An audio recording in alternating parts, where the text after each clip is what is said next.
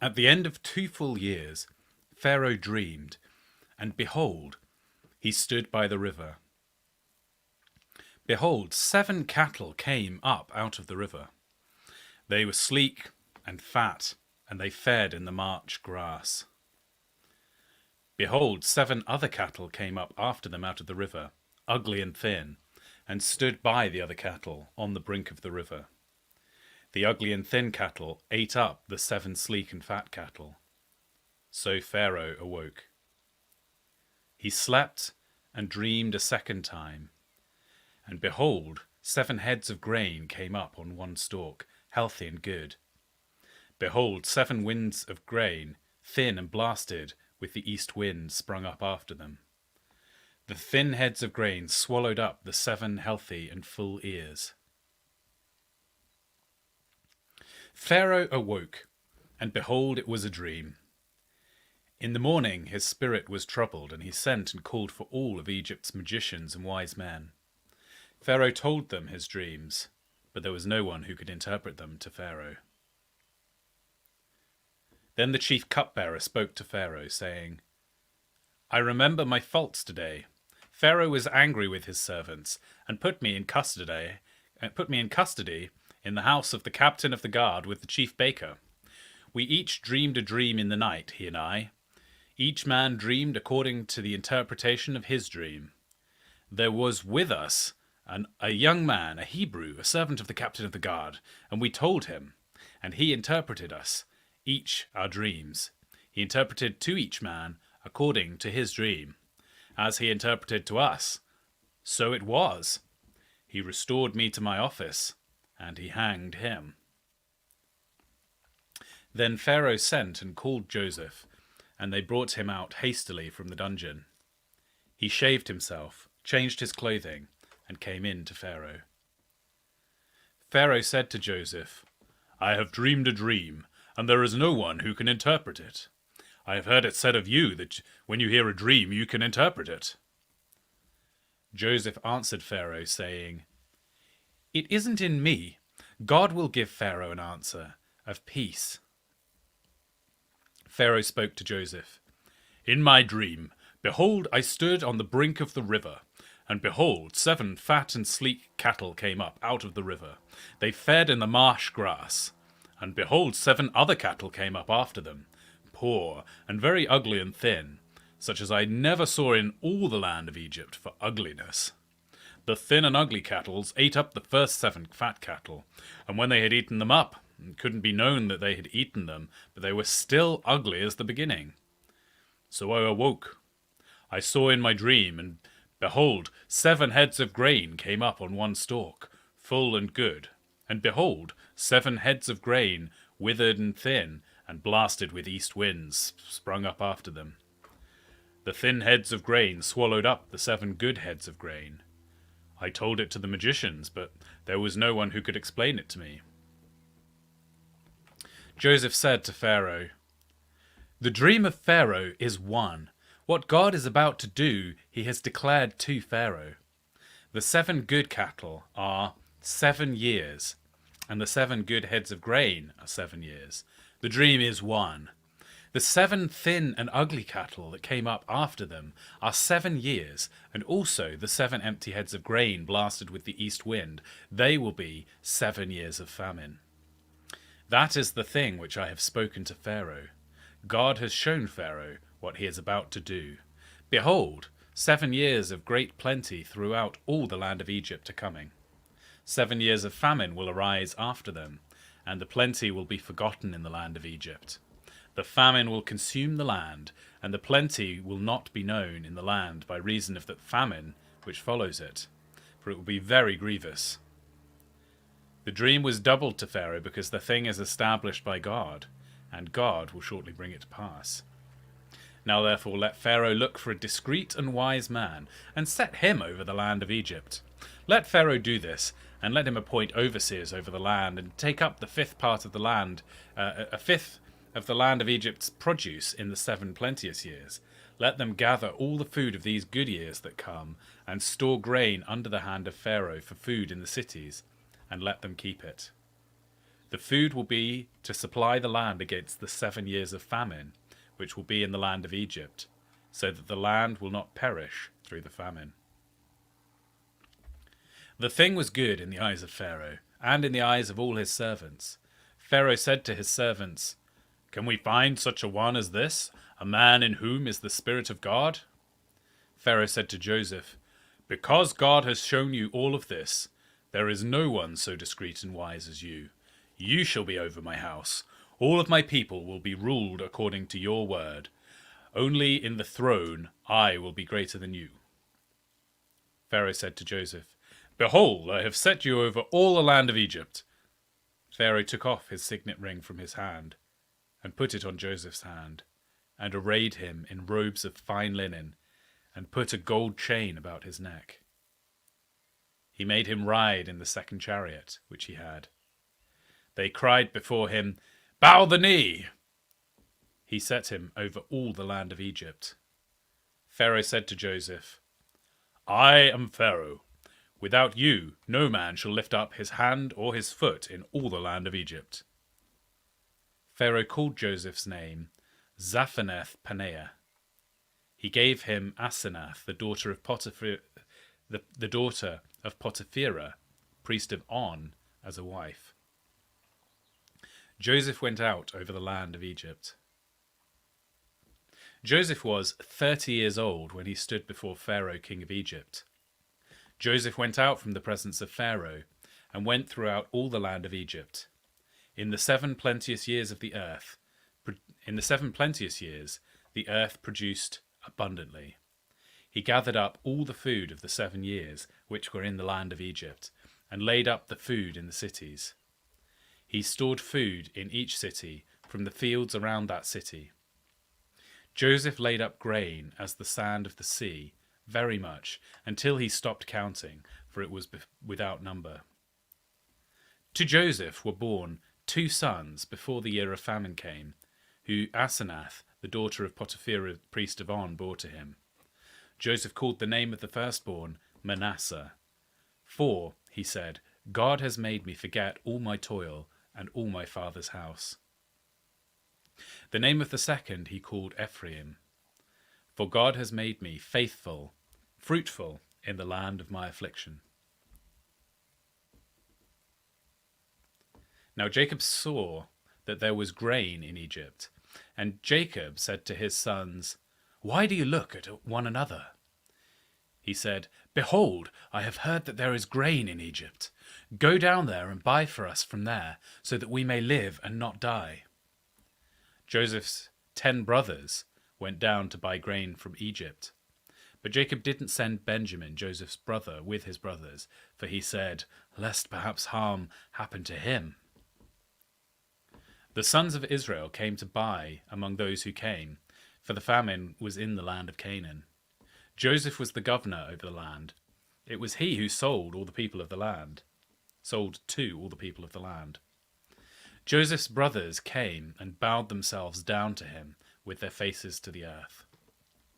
Joseph saw his brothers, and he recognized them, but acted like a stranger to them and spoke roughly with them. He said to them, "Where did you come from?" They said, "From the land of Canaan, to buy food." Joseph recognized his brothers, but they didn't recognize him. Joseph remembered the dreams which he dreamed about them, and said to them, "You are spies! You have come to see the nakedness of the land." They said to him, "No, my lord, but your servants have come to buy food. We are all one man's sons. We are honest men. Your servants are not spies." He said to them, "No, but you have come to see the nakedness of the land."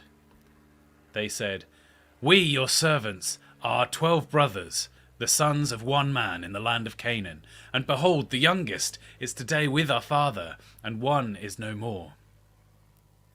Joseph said to them, "It is like I told you, saying, 'You are spies.' By this you shall be tested. By the life of Pharaoh, you shall not go out from here, unless your youngest brother comes here. Send one of you, and let him go get your brother, and you shall be bound that your word may be tested, whether there is truth in you, Or else, by the life of Pharaoh, surely you are spies." He put them all together into custody for 3 days. Joseph said to them the third day, "Do this and live, for I fear God. If you are honest men, then let one of your brothers be bound in your prison, but you go, carry grain for the famine of your houses. Bring your youngest brother to me.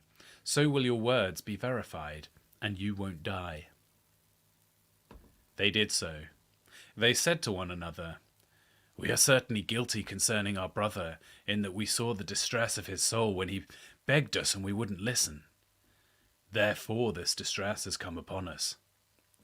Reuben answered them, saying, "Didn't I tell you, saying, 'Don't sin against the child,' and you wouldn't listen? Therefore also, behold, his blood is required."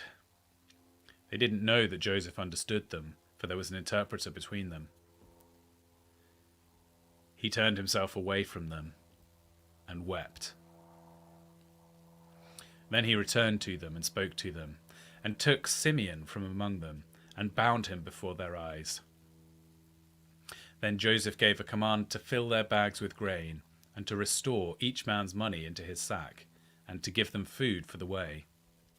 So it was done to them. They loaded their donkeys with the grain, and departed from there. As one of them opened his sack to give his donkey food in the lodging place, he saw his money. Behold, it was in the mouth of his sack. He said to his brothers, "My money is restored. Behold, it is in my sack." Their hearts failed them, and they turned trembling to one another, saying, "What is this that God has done to us?" They came to Jacob their father, to the land of Canaan, and told him all that had happened to them, saying, "The man, the lord of the land, spoke roughly with us and took us for spies of the country. We said to him, 'We are 12 brothers, sons of our father. One is no more, and the youngest is today with our father in the land of Canaan.' The man, the lord of the land, said to us, 'By this I will know you're honest men. Leave one of your brothers with me, and take grain for the famine of your houses, and go on your way.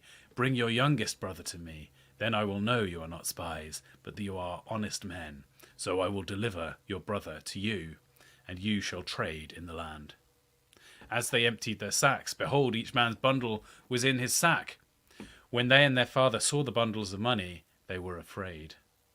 Jacob their father said to them, 'You have bereaved me of one of my children. Joseph is no more, Simeon is no more, and you want to take Benjamin away. All these things are against me.' Reuben spoke to his father, saying, 'Kill my 2 sons if I don't bring him to you. Entrust him to my care, and I will bring him to you again.' He said, 'My son shall not go down with you.' He said, 'My son shall not go down with you, for his brother is dead, and he is the only left. If harm happens to him along the way in which you go, then you will bring down my grey hairs with sorrow to Sheol.' The famine was severe in the land. When they had eaten up the grain which they had brought out of Egypt, their father said to them, 'Go again, buy us a little more food.' Judah spoke to him, saying, 'The man solemnly warned us, saying, "You shall not see my face unless your brother is with you. If you'll send our brother with us, we'll go down and buy you food. But if you don't send him, we won't go down, for the man said to us, "You shall not see my face unless your brother is with you." Israel said, "Why do you treat me so badly, telling the man you had another brother?"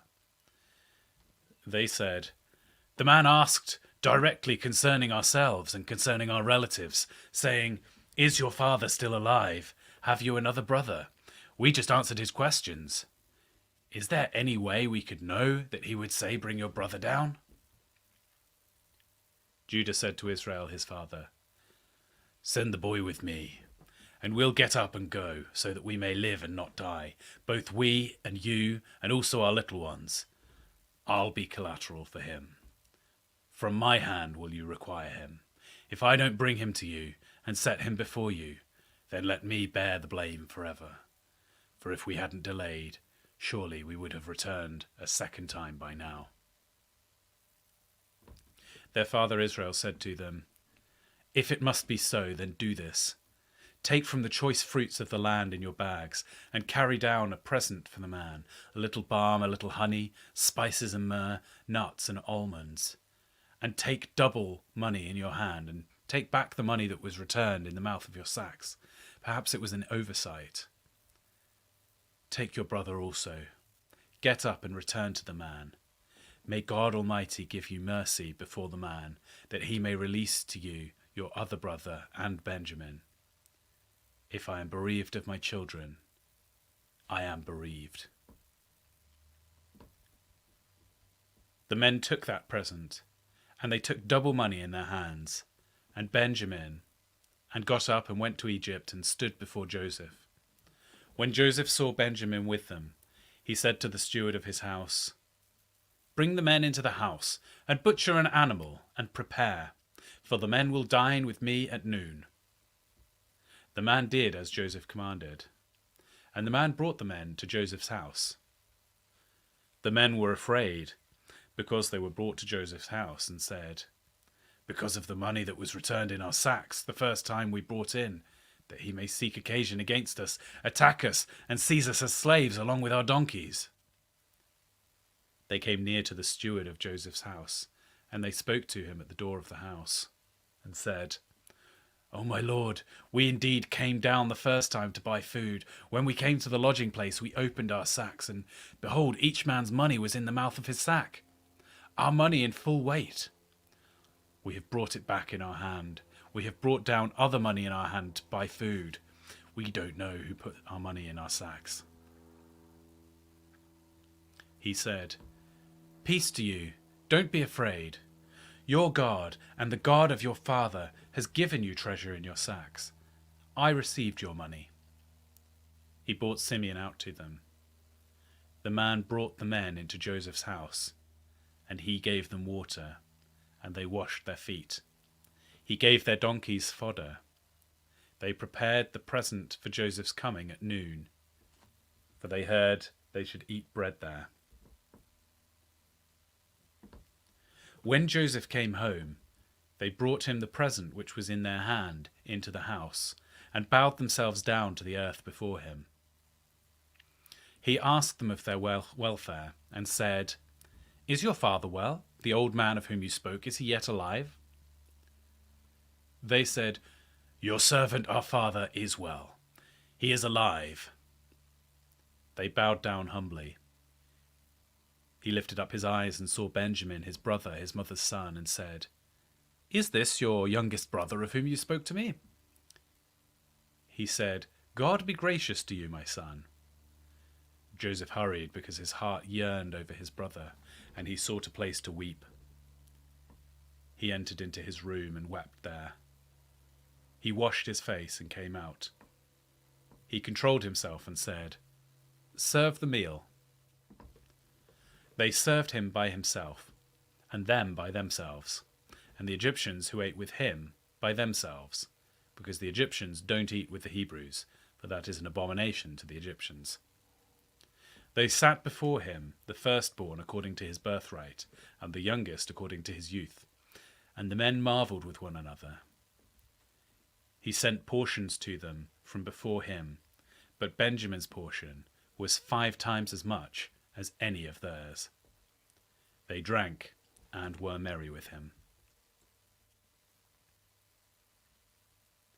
He commanded the steward of his house, saying, "Fill the men's sack with food, as much as they can carry, and put each man's money in his sack's mouth.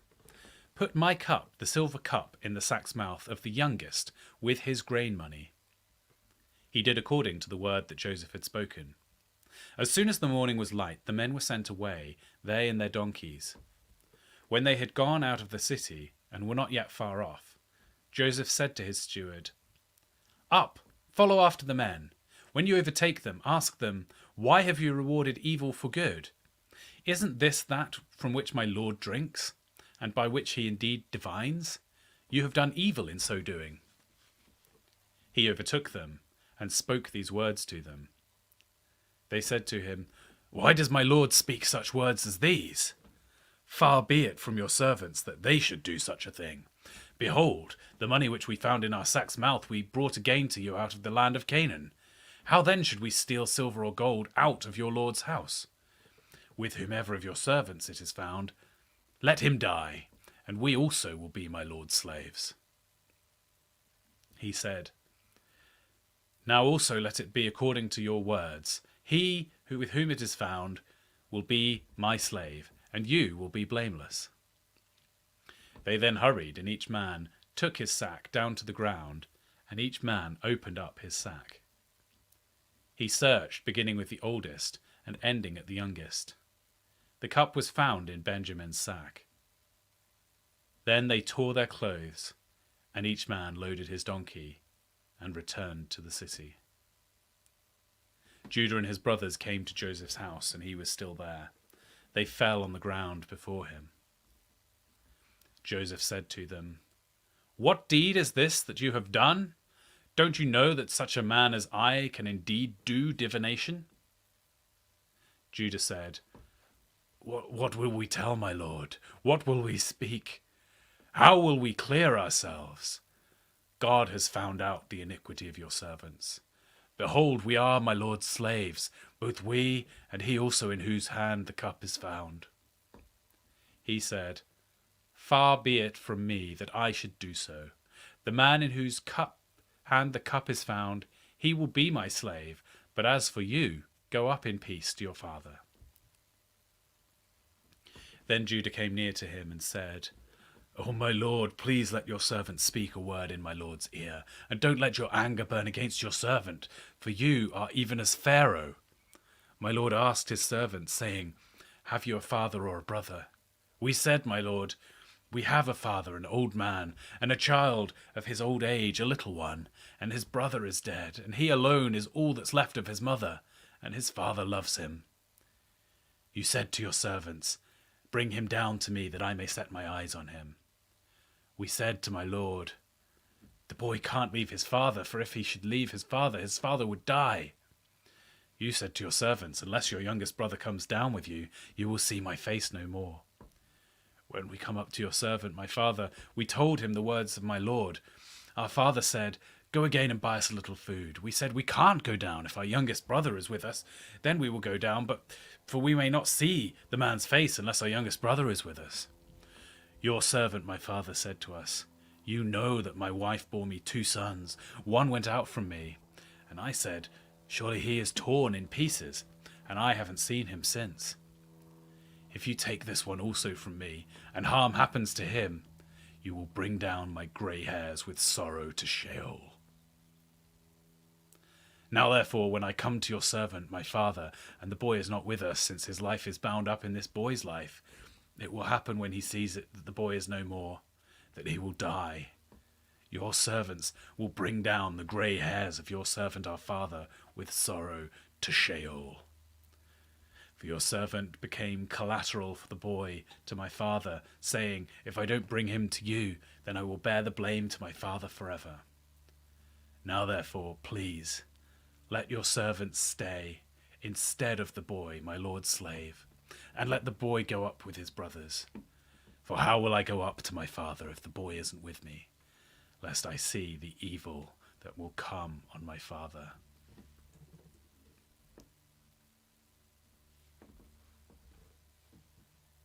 Then Joseph couldn't control himself before all those who stood before him, and he called out, "Cause everyone to go out from me." No one else stood with him while Joseph made himself known to his brothers. He wept aloud. The Egyptians heard, and the house of Pharaoh heard.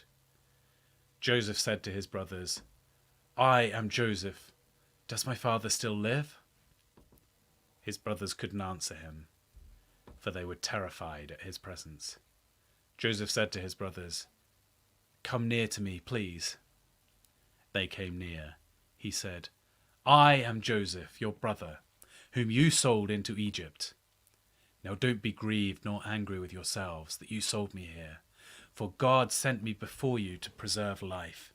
For these 2 years the famine has been in the land, and there are yet 5 years in which there will be no ploughing and no harvest. God sent me before you to preserve you a remnant in the earth, and to save you alive by a great deliverance. So now it wasn't you who sent me here, but God, and he has made me a father to Pharaoh, lord of all his house, and ruler over all the land of Egypt. Hurry and go to my father and tell him, this is what your son Joseph says. God has made me lord of all Egypt. Come down to me. Don't wait. You shall dwell in the land of Goshen, and you will be near to me, you, your children, your children's children, your flocks, your herds, and all that you have. There I will provide for you, for there are yet 5 years of famine, lest you come to poverty, you and your household, and all that you have. Behold, your eyes see, and the eyes of my brother Benjamin, that it is my mouth that speaks to you. You shall tell my father of all my glory in Egypt, and of all that you have seen. You shall hurry and bring my father down here. He fell on his brother Benjamin's neck, and wept, and Benjamin wept on his neck. He kissed all his brothers and wept on them. After this, his brothers talked with him. The report of it was heard in Pharaoh's house, saying, Joseph's brothers have come. It pleased Pharaoh well, and his servants. Pharaoh said to Joseph, Tell your brothers, do this, load your animals and go, travel to the land of Canaan. Take your father and your households, and come to me, and I will give you the good of the land of Egypt, and you will eat the fat of the land. Now you are commanded to do this. Take wagons out of the land of Egypt for your little ones, and for your wives, and bring your father and come. Also, don't concern yourselves about your belongings, for the good of all the land of Egypt is yours. The sons of Israel did so. Joseph gave them wagons according to the commandment of Pharaoh, and gave them provisions for the way. He gave each one of them changes of clothing. But to Benjamin he gave 300 pieces of silver and 5 changes of clothing. He sent the following to his father: 10 donkeys loaded with the good things of Egypt, and 10 female donkeys loaded with grain and bread and provision for his father by the way. So he sent his brothers away, and they departed, and said to them, See that you don't quarrel on the way. They went up out of Egypt, and came into the land of Canaan, to Jacob their father. They told him, saying, Joseph is still alive, and he's ruler over all the land of Egypt. His heart fainted, for he didn't believe them. They told him all the words of Joseph, which he had said to them. When he saw the wagons which Joseph had sent to carry him, the spirit of Jacob their father revived. Israel said, It is enough. Joseph my son is alive. I will go and see him before I die.